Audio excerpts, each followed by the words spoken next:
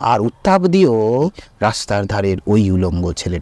তোমার কাছে উত্তাপ পেয়ে পেয়ে একদিন হয়তো আমরা প্রত্যেকেই এক একটা জ্বলন্ত অগ্নিপিণ্ডে পরিণত হব। হিমশীতল সুদীর্ঘ রাত তোমার প্রতীক্ষায় আমরা থাকি।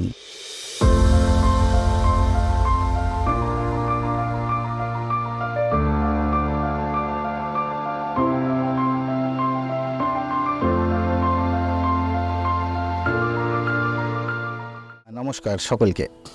আপনাদের সকলের সামনে আমি সুপ্রতিম। আজ ডিসেম্বরের 17। শীত বড্ড জাঁকিয়ে পড়েছে।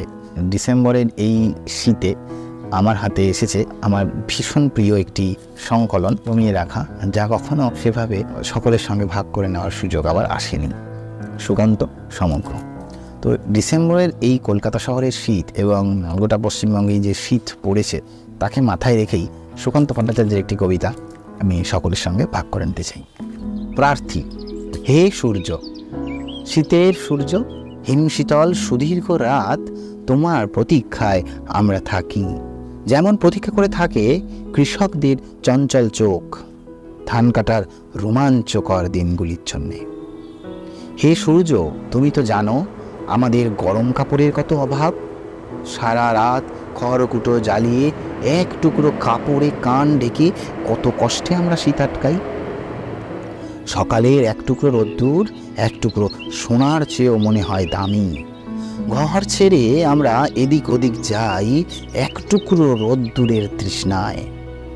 হে সূর্য, তুমি আমাদের স্যাঁতস্যাঁতে ভিজে ঘরে উত্তাপ আর আলো দিও, আর উত্তাপ দিও রাস্তার ধারের ওই উলঙ্গ ছেলেটাকে। হে সূর্য, তুমি আমাদের উত্তাপ দিও। শুনেছি তুমি এক জ্বলন্ত অগ্নিপিণ্ড। তোমার কাছে উত্তাপ পেয়ে পেয়ে একদিন হয়তো আমরা প্রত্যেকেই এক একটা জ্বলন্ত অগ্নিপিণ্ডে পরিণত হব। তারপর সেই উত্তাপে যখন পূর্বে আমাদের জড়তা, তখন হয়তো গরম কাপড়ে ঢেকে দিতে পারবো রাস্তার ধারের ওই উলঙ্গ ছেলেটাকে। আজ কিন্তু আমরা তোমার অকৃপণ উত্তাপের প্রার্থী। শীত সকলের কেমন লাগছে সেটা তো জানাবেন কমেন্ট করে। ব্যক্তিগতভাবে আমার শীতকাল অপ্রিয় নয়, ভালোই লাগে। অতিরিক্ত শীতে ঠান্ডায় কাবু হতে হয় ঠিকই, তখন হাত পা চলে না, তখন খুবই অস্বস্তি লাগে। এমনিতে শীতকালে যে ঘোরার একটা, ঘুরে বেড়ানো, খেলাধুলো, একটা মজা পাওয়া যায়, একটা আনন্দ থাকে, তার জন্য শীতকালটাকে ভালোই লাগে। গরমকালে আড়ষ্ট জড়সড় ভাবটা থাকে না, তাই কাজে কর্মে উদ্যম দেখা যায় মানুষের মধ্যে। অতিরিক্ত গরম হয়ে গেলে আবার তখন মানুষ শরীর অসুস্থ হয়ে পড়ে। তো কোনো কিছুই অতিরিক্ত ভালো না, না গরম না শীত।